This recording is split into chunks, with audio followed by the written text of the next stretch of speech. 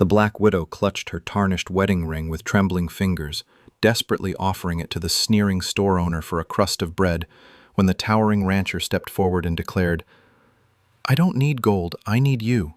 The frontier town watches this desperate woman with cruel amusement, whispering that she'll be dead within the week, another forgotten soul claimed by the unforgiving wilderness. But the silent giant who owns half the territory sees something the others miss, something that could either save his crumbling empire or destroy everything he's built. What they don't know is that both harbor secrets that could reshape this harsh land forever. His illiteracy threatens to expose years of deception, while her brilliant mind holds the key to unimaginable power. Will their unlikely partnership survive the town's fury, or will the truth buried in his dead wife's past consume them both? Before we continue, comment where you are tuning in from. Perhaps we will publish a story there. The dust hadn't settled on Magnolia Thorne's husband's grave when the creditors came calling.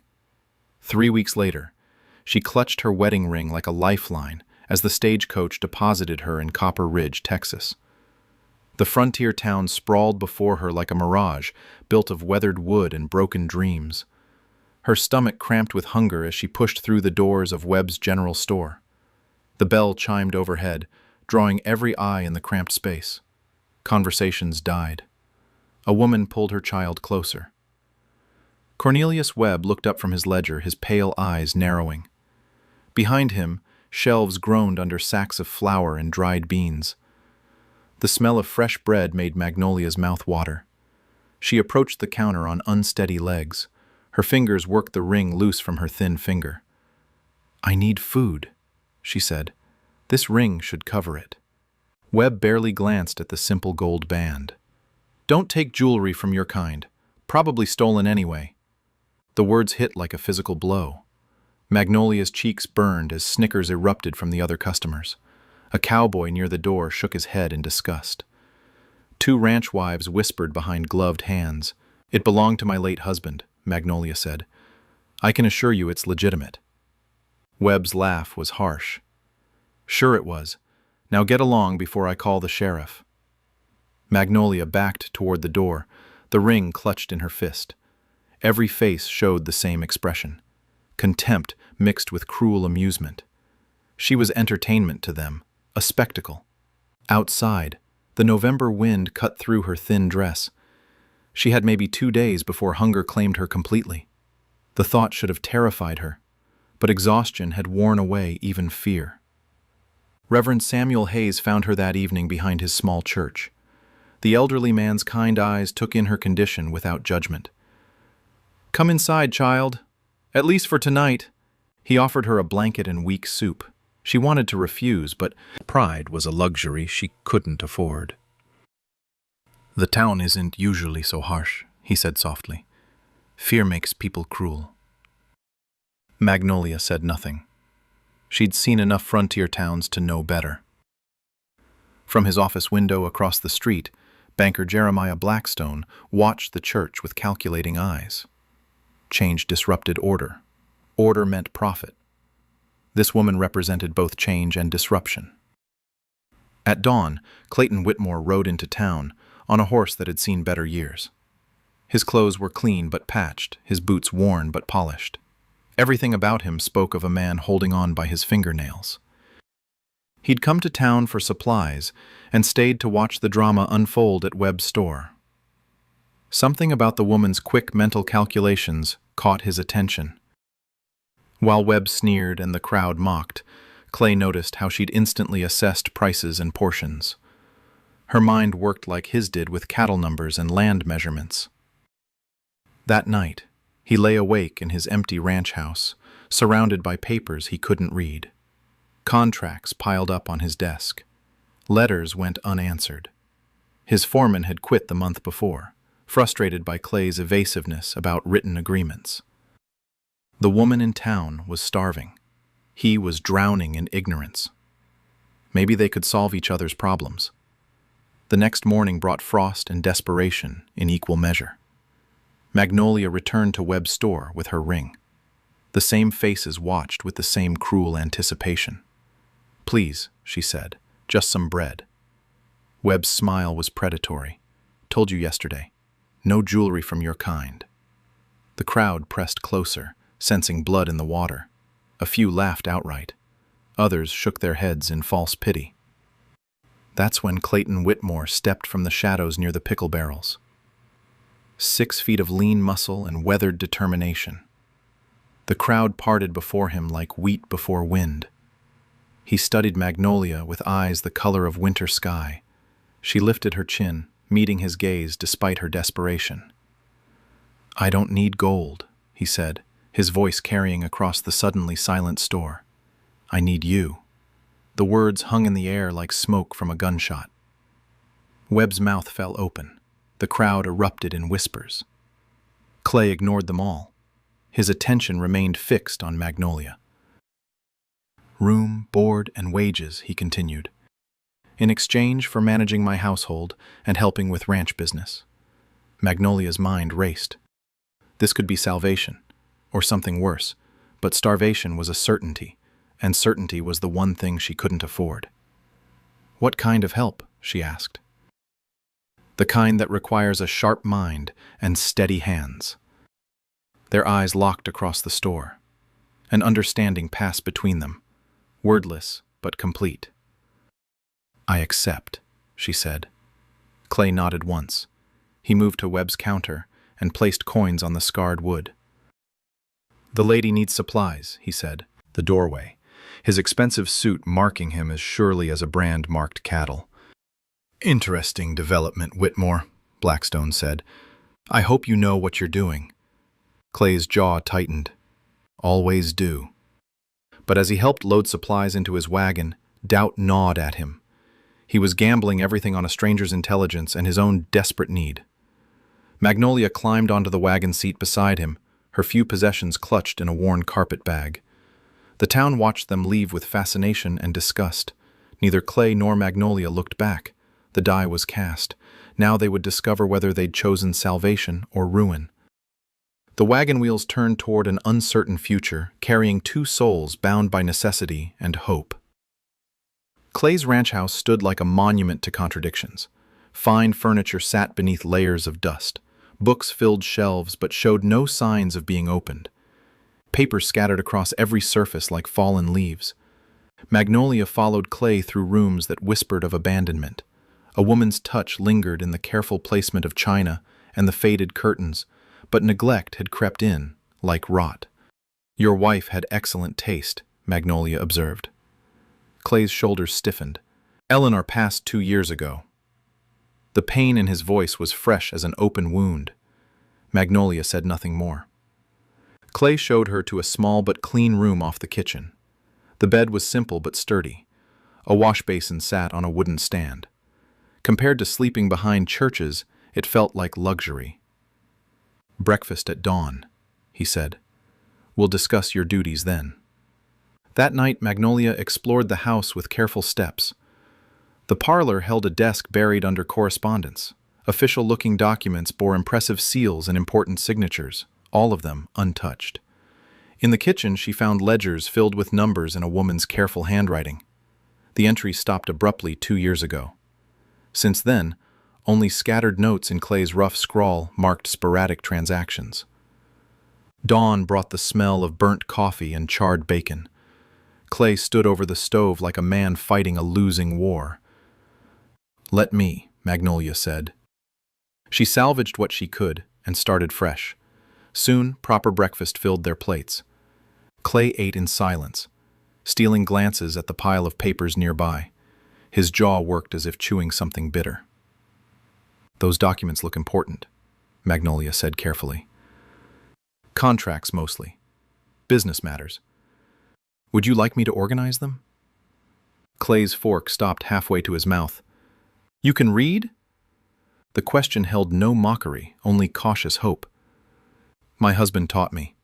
I helped him with his carpentry business." Clay set down his fork. Something shifted in his expression, fear mixed with desperate need. "There's a letter from the cattle buyers," he said slowly. "Came yesterday. I haven't looked at it yet." Magnolia waited. The silence stretched between them like a taut rope. "Read it. Can't read any of it." The admission cost him. his hands clenched into fists on the table. Magnolia felt pieces clicking together, the scattered papers, the avoided contracts, the way he'd watched her calculate prices in Webb's store. "You hired me for my mind, not my housekeeping," she said. Clay nodded. "Figured maybe we could help each other." He retrieved the letter with the reluctance of a man approaching a rattlesnake. Magnolia opened it carefully. "They're offering $12 a head for your cattle," she said. "Delivery next month." "That's good money." "It's terrible money. Market price in Kansas City is running $18 minimum." Clay's eyes widened. "How do you know that?" "I read the agricultural reports in yesterday's newspaper at the general store." Magnolia studied the contract terms. "They're also requiring you to cover all shipping costs. That drops your profit to maybe $8 per head." The numbers hit Clay like physical blows. He'd been considering the offer as salvation. "My husband couldn't read either," Magnolia continued. "I learned to spot predatory contracts early. Men assume illiteracy means stupidity. They get greedy." Clay leaned back in his chair. "What would you do?" "Reject this offer. Contact the railroad directly. Cut out the middleman entirely." "I don't know how to do that." "I do." The words hung between them like a bridge over dangerous water. "What are you proposing?" Clay asked. "Partnership. Real partnership. You handle the cattle and the land. I handle the books and contracts." Clay studied her face. "What's in it for you?" "Security, respect. A chance to use my mind for something more than survival. The town won't like it. The town doesn't have to know how our business operates." Clay walked to the window overlooking his pastures. Hundreds of cattle grazed on good grass under open sky. His life's work spread before him. "I built this place on handshake deals and my father's reputation," he said. "But the old ways are dying. Everything's contracts and paperwork now. The world changed. We can change with it." Clay turned back to face her. "You'd really do this? Risk everything on a partnership with an illiterate rancher?" "You already risked everything on a starving widow." A smile ghosted across Clay's weathered features. "I suppose I did."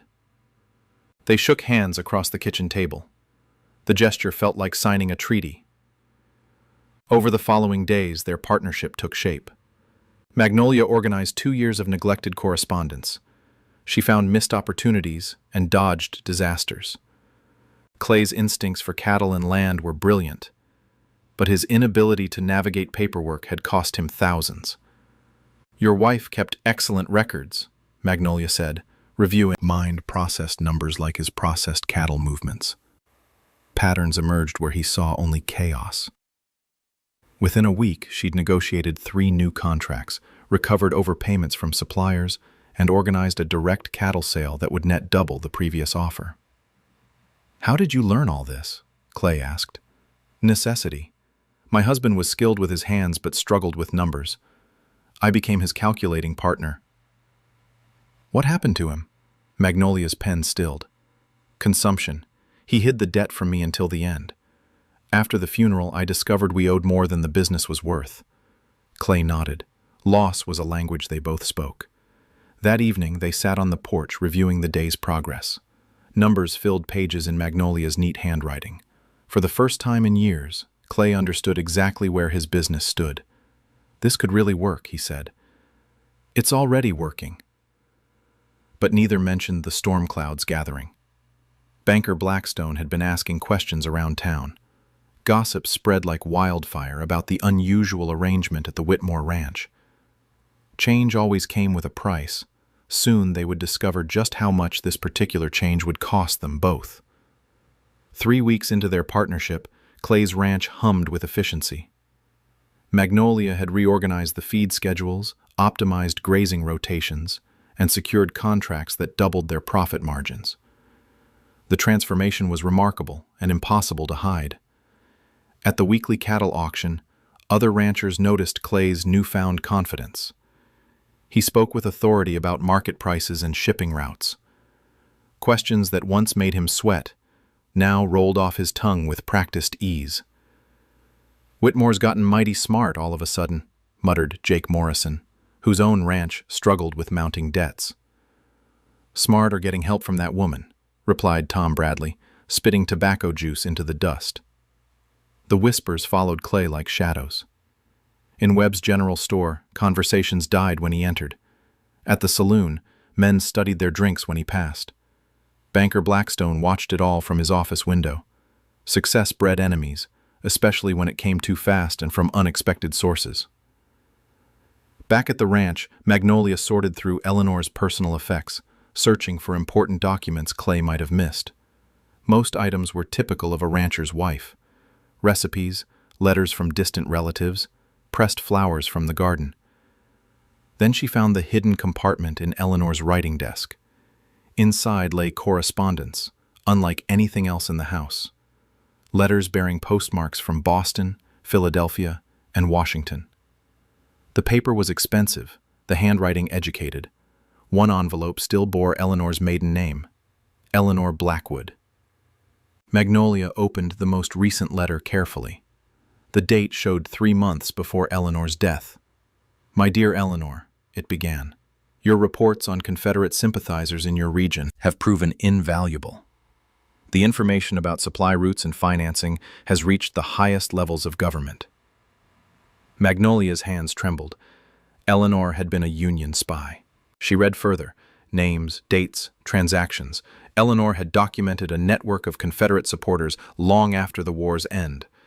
Men who sold supplies to both sides, profiting from prolonged conflict. One name appeared repeatedly: Jeremiah Blackstone. The letters painted a picture of systematic corruption. Blackstone had used his position to funnel money and supplies to Confederate forces while publicly supporting the Union. After the war, he'd used his profits to buy up land and establish his banking empire. Eleanor had been gathering evidence for a federal investigation when she died. The circumstances of her death, previously attributed to a riding accident, suddenly seemed far more sinister. Magnolia heard Clay's boots on the porch and quickly hid the letters. This information was dangerous. It could destroy Blackstone, but it could also get them both killed. That evening, Clay taught her to read cattle brands while she helped him practice basic letters. Their partnership had evolved into something deeper than business. Trust grew between them like carefully tended seeds. "You're a natural teacher," Clay said, forming words on a slate tablet. "My mother always said patience was my greatest virtue. What would she think of this arrangement?" Magnolia considered the question. "She'd say I was finally using the mind God gave me." Their quiet moment shattered when horses thundered into the yard. 3 of Blackstone's men dismounted near the porch. Their leader, a scarred man named Pike, smiled without warmth. "Evening, Whitmore. Boss wants to see you in town tomorrow." Clay stepped protectively in front of Magnolia. "What about?" "Business matters, concerning your recent activities." The threat hung unspoken in the air. Pike's eyes fixed on Magnolia with unconcealed hostility. "I'll consider it," Clay said. Pike's smile widened. "Wasn't a request." After they rode away, Clay paced the porch like a caged wolf. "Blackstone's been watching us." Magnolia touched the hidden letters in her pocket. The weight of Eleanor's secrets pressed against her conscience. "Clay, there's something I need to tell you about Eleanor." Before she could continue, more riders approached. This time, Clay's remaining ranch hands led the group. Their faces showed embarrassment mixed with determination. Foreman Bill Tucker dismounted slowly. He'd worked for Clay's father and stayed on through loyalty alone. "Sorry, Clay. We're pulling out." "What happened to loyalty, Bill?" "Loyalty. Don't put food on my table when the whole town turns against us." Tucker's voice cracked. "Blackstone's making it known that anyone working here won't find work elsewhere." The other men nodded shamefully. Good men, trapped by economic pressure. Decisions about ranch business, Tucker continued. Folk don't hold with that kind of arrangement. Clay's jaw worked silently. Magnolia stepped beside him, her chin raised defiantly. Miss Thorne is my business partner. Clay said clearly. Anyone with a problem can discuss it with me directly. Tucker shook his head sadly. That's exactly the problem, Clay. You can't see what this is doing to your reputation. After the men rode away, silence settled over the ranch like a burial shroud. Clay and Magnolia stood alone against the gathering darkness. We can handle the ranch ourselves, Magnolia said quietly. Can we handle the town? The question had no easy answer. Their success had painted targets on both their backs. Blackstone held too much power, controlled too many people's livelihoods. That night, Magnolia lay awake, clutching Eleanor's letters. The evidence could destroy Blackstone, but using it would require revealing Eleanor's secret activities. Clay deserved to know the truth about his wife's death. More importantly, the information might be their only weapon against Blackstone's growing pressure campaign. But weapons cut both ways. Eleanor had died pursuing justice. How many others would Blackstone sacrifice to protect his empire? Outside, coyotes howled in the distance. The sound carried omens of coming storms. Change had arrived in Copper Ridge, brought by an unlikely partnership between a desperate widow and an illiterate rancher. Now they would discover whether their bond was strong enough to survive the forces arrayed against them. The letters burned against Magnolia's conscience like brands against her skin. Tomorrow would bring decisions that could reshape their lives forever, or destroy them completely. Dawn brought no relief from the weight pressing on Magnolia's chest. The letters felt like burning coals in her pocket as she prepared breakfast. Clay moved through his morning routine with mechanical precision, but tension radiated from every gesture. I need to tell you about Eleanor, Magnolia said, setting coffee before him. Clay's hands stilled on his cup. What about her? Magnolia retrieved the hidden correspondence and spread it across the kitchen table. Clay stared at the papers he couldn't read, fear and confusion warring in his expression. Your wife was working for the federal government, Magnolia began. These letters show she was investigating Confederate sympathizers who continued their activities after the war. She read selections aloud, watching Clay's face transform with each revelation. Eleanor hadn't been the simple rancher's wife he'd believed. She'd been a spy, risking everything to expose traitors and war profiteers. Blackstone, Clay whispered when she reached those sections. Eleanor documented everything.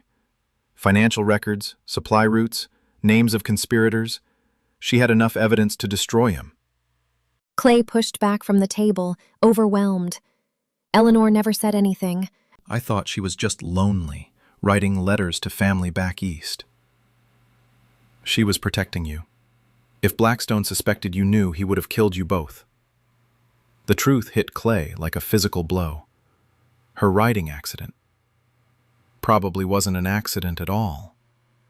Clay stood and walked to Eleanor's portrait above the mantel. His wife's painted eyes seemed to hold secrets he'd never imagined. She died for this information, he said quietly. She died trying to bring justice. Now we have the chance to finish what she started. But Clay's mind was reeling. Everything he'd believed about his marriage, his wife's death, his relationship with the community, crumbled like sandcastles. Why didn't she tell me? Because you're an honest man, Clay. Honest men can't hide dangerous secrets. It shows on their faces. Clay turned back to the letters. What do we do with this?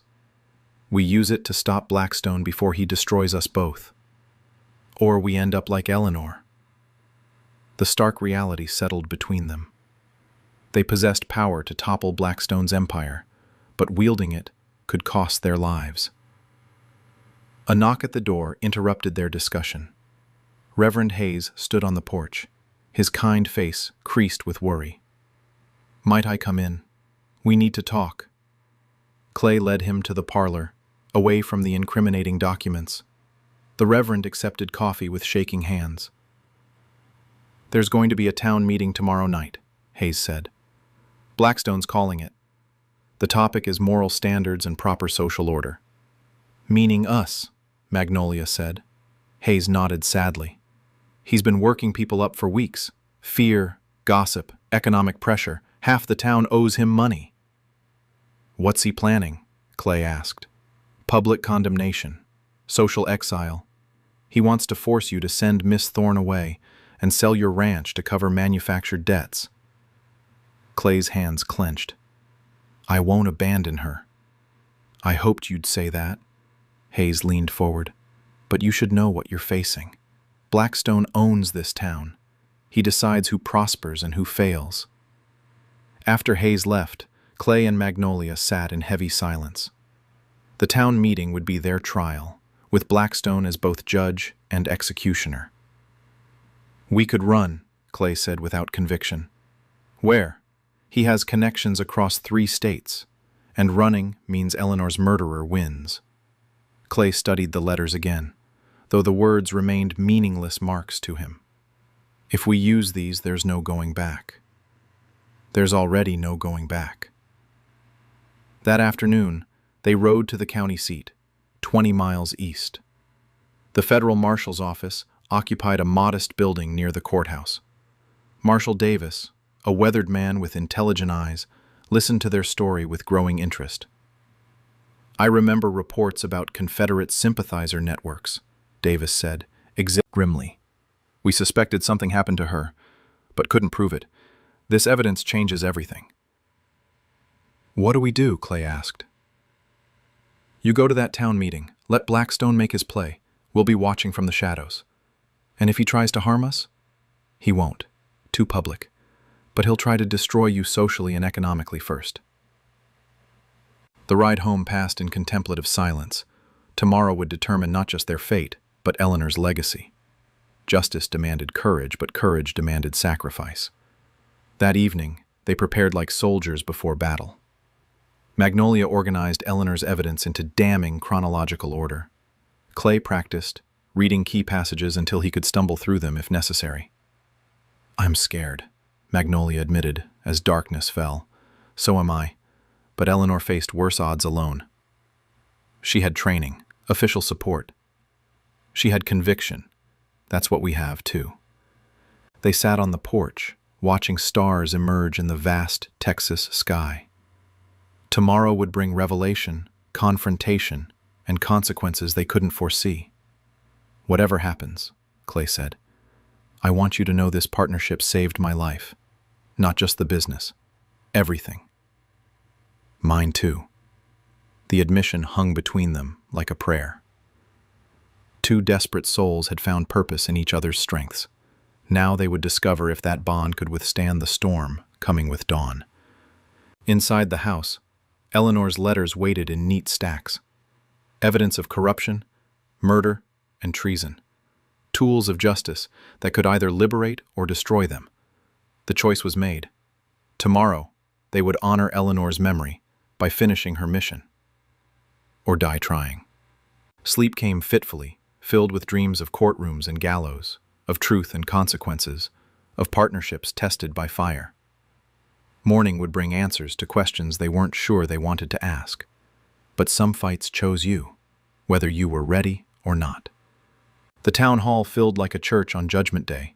Every seat taken, people pressed against walls, faces tight with anticipation. Blackstone had orchestrated this moment perfectly, turning neighbors into a jury ready to deliver his verdict. Clay and Magnolia entered together, heads high, despite the hostile stares. Whispers followed their progress down the center aisle. They took seats in the front row, isolated islands in a sea of condemnation. Blackstone rose from behind the makeshift podium, his expensive suit marking him as clearly as a crown. He surveyed the crowd with satisfaction before fixing his gaze on Clay and Magnolia. Friends, we gather tonight to address a moral crisis threatening our community's foundation, Blackstone began, his voice carrying theatrical weight. Recent events have challenged the proper order that keeps our town prosperous and decent. Murmurs of agreement rippled through the audience. Several people nodded vigorously. Clayton Whitmore, a respected member of our community, has allowed himself to be led astray by inappropriate influences. Blackstone's gesture toward Magnolia dripped with disdain. This arrangement violates both social decency and Christian values. Reverend Hayes shifted uncomfortably in his chair. His eyes found Magnolia's, offering silent support. Furthermore, Blackstone continued, questions have arisen about the sudden improvement in Whitmore's business dealings. Such dramatic changes suggest outside manipulation by those who don't understand our ways. Clay's jaw tightened, but he remained seated. This was Blackstone's show for now. I propose we give Mr. Whitmore an opportunity to restore his standing by ending this unseemly association and returning to proper conduct. Applause scattered through the hall. Some faces showed genuine concern, others barely concealed malice. Blackstone smiled like a predator scenting blood. Mr. Whitmore, will you address these concerns and commit to appropriate changes? This was the moment. Clay stood slowly, every eye tracking his movement. The hall fell silent except for the tick of the wall clock. Mr. Blackstone raises interesting points about inappropriate influences, Clay said, his voice carrying clearly. I agree that some influences in this community need addressing. Magnolia reached into her satchel, fingers closing around Eleanor's letters. My wife Eleanor was murdered 2 years ago, Clay continued, his words hitting the crowd like hammer blows. Not in a riding accident, as we were told, but because she discovered treason in our midst. Gasps erupted throughout the hall. Blackstone's confident expression flickered. That's a serious accusation, Whitmore, Blackstone said carefully. Grief can cloud judgment. Evidence clears it wonderfully. Magnolia stood, holding Eleanor's correspondence. Your wife documented everything, Clay. Names, dates, financial records. She began reading from the letters, her clear voice cutting through the shocked silence. Details of wartime profiteering, supplies sold to Confederate forces, money laundered through legitimate businesses. This is preposterous, Blackstone interrupted, but sweat beaded his forehead. Letters can be forged. Federal marshals authenticated these documents yesterday, Clay said. Eleanor was working for the government when she died. The crowd's mood shifted like wind changing direction. Confusion replaced certainty. Several people exchanged uncertain glances. Magnolia continued reading, each revelation more damning than the last. Blackstone's network of corruption stretched from Texas to Washington. Eleanor had been close to exposing everything when her investigation ended abruptly. My wife died serving her country, Clay said, his voice thick with emotion, while others profited from her nation's suffering. You have no proof of murder, Blackstone snapped, his composure cracking. Just the fantasies of a desperate woman and her accomplice. The proof is in the... Magnolia replied. Eleanor's last letter mentions planning to confront you directly. 3 days later, she was found dead. Marshal Davis chose that moment to enter through the hall's rear doors. His badge caught the lamplight as he moved down the aisle, 2 deputies flanking him. Mr. Blackstone, Davis said formally, you're under arrest for treason, conspiracy, and murder. Chaos erupted. People leaped from chairs, shouting questions and accusations. Blackstone backed toward the side door, his face ashen. This is a conspiracy, he shouted above the noise. Federal interference in local affairs. The evidence speaks clearly, Davis replied, producing handcuffs. Your correspondence with Confederate agents continued well past the war's end. As deputies secured Blackstone, the crowd's energy transformed again. Shame replaced hostility on many faces. They'd been manipulated, turned against innocent people by a murderer's lies. Tom Bradley, who'd questioned Clay at the cattle auction, stood slowly. Clay, I owe you an apology. We all do. Others nodded agreement. The mob that had come to condemn now looked uncertain and embarrassed. Reverend Hayes rose from his seat. Friends, we've witnessed something profound tonight. Truth has triumphed over deception, justice over corruption. He faced Clay and Magnolia directly. These two people have shown remarkable courage in pursuing justice for Eleanor and our entire community. Applause began tentatively, then swelled throughout the hall. People who'd shunned Magnolia now looked at her with respect and admiration. Jake Morrison approached as the crowd dispersed. "Miss Thorne, I've been struggling with my ranch's finances. Might you have time to review my situation?" "I'd be honored to help," Magnolia replied. Similar requests followed. The partnership that had scandalized the town now drew eager customers. Outside, Marshal Davis supervised Blackstone's transport to federal custody. "Your wife would be proud," he told Clay. "Her investigation will help us roll up similar networks across 3 states. Clay nodded, emotion overwhelming speech. Eleanor's death had finally found meaning. As the crowd dispersed into the night, Clay and Magnolia stood together outside the hall. The stars seemed brighter somehow, the air cleaner. "It's over," Magnolia said quietly. "No," Clay replied, taking her hand. "It's just beginning." Their partnership had survived its greatest test. Now, they could build something lasting from the ashes of deception and hate. Justice had prevailed, but more importantly, truth had set them both free. 6 months after Blackstone's arrest, Copper Ridge hummed with prosperity. The bankers' stranglehold on local commerce had shattered, freeing businesses to thrive. New shops opened weekly. The hotel expanded. Even Webb's general store showed fresh paint and improved inventory. Clay stood on his porch, reviewing architectural drawings for learning. The building would rise on land donated from his ranch, funded by profits from their expanded cattle operation. Magnolia had insisted on naming it after his wife. "Eleanor would have loved this," he said, tracing the plans with calloused fingers. Magnolia emerged from the house, carrying ledgers and correspondence. Her consulting business now served ranchers across 3 counties. The woman who'd once traded her wedding ring for bread had become the most sought-after financial advisor in East Texas. "The school committee approved our curriculum proposal," she announced. "Reading, mathematics, and practical business skills for anyone willing to learn."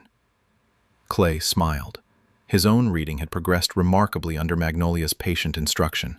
He now managed most correspondence independently, though complex contracts still required collaboration. A wagon approached, carrying lumber for the school's foundation.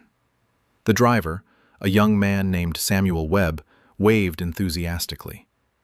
Cornelius Webb's son had inherited the general store after his father fled town following Blackstone's revelations about the merchant's complicity in overcharging customers. "Morning, Mr. Whitmore, Miss Thorne," Samuel called. "Got the finest pine boards money can buy for your school." The transformation in the Webb family exemplified the town's broader changes. Samuel had apologized publicly for his father's treatment of Magnolia, then proved his sincerity through actions rather than words. Inside the house, Magnolia's wedding ring rested in a place of honor on the mantelpiece beside Eleanor's portrait. She'd never needed to sell it, after all. Instead, it served as a reminder of how desperate circumstances could lead to unexpected salvation. Clay's ranch had tripled in size, absorbing properties abandoned when Blackstone's financial schemes collapsed.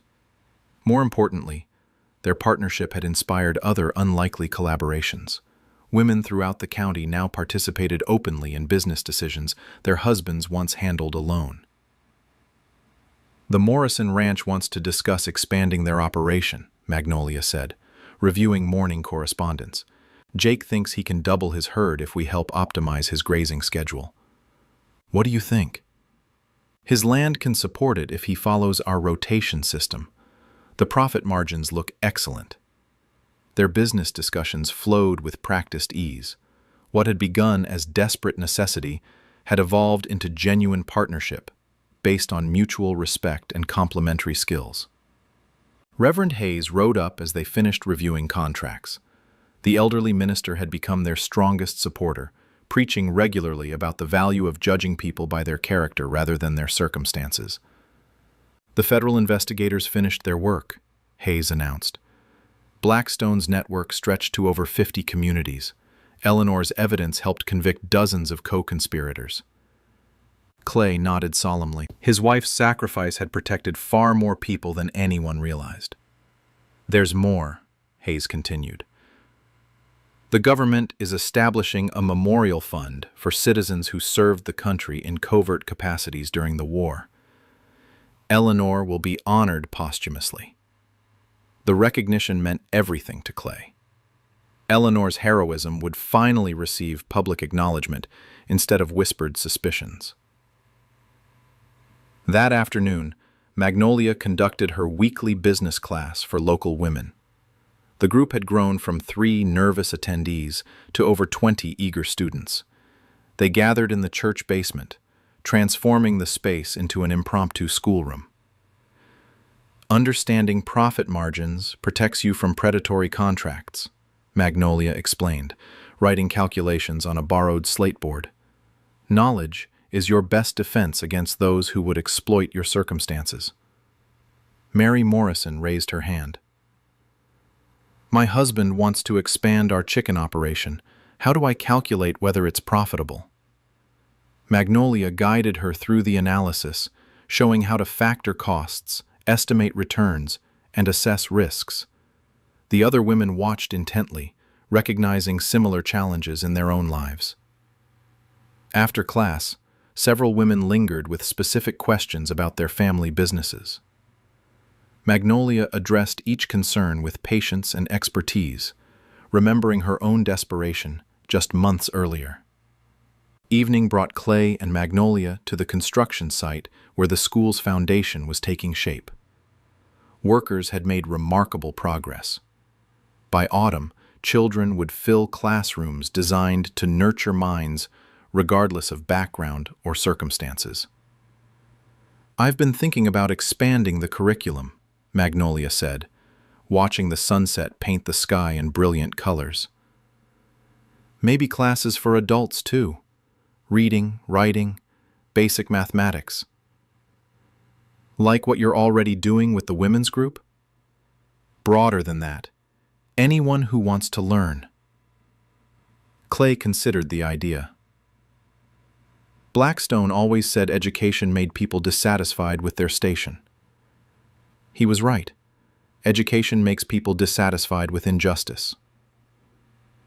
They walked back toward the house, past pastures filled with healthy cattle and fields prepared for spring planting. Everything they'd built together stretched before them, solid and enduring. Inside, Clay lit the evening lamp, while Magnolia prepared their simple dinner. Domestic routines had developed naturally around their business partnership. Neither questioned the arrangement anymore. It simply worked. Do you ever miss your old life? Clay asked during their meal. Magnolia considered the question carefully. I miss my husband, but this life, this partnership, feels like what I was meant to do. Eleanor used to say people find their purpose in unexpected ways. She was right about many things. After dinner, they sat on the porch reviewing plans for the school's opening ceremony. The entire had promised speeches. Newspapermen from Dallas planned coverage, but for Clay and Magnolia, the ceremony's true meaning lay in its promise. Education would give future generations tools to build better lives, just as their partnership had given them both purpose beyond survival. Stars emerged in the vast Texas sky, the same stars that had witnessed their desperate beginning. Two souls brought together by necessity had created something lasting and meaningful. Tomorrow would bring new challenges, more opportunities to serve their community and honor Eleanor's memory. Tonight, they savored the quiet satisfaction of work well done and battles justly won. Their partnership had transformed not just their own lives, but an entire community's understanding of what was possible when people chose cooperation over prejudice, merit over tradition.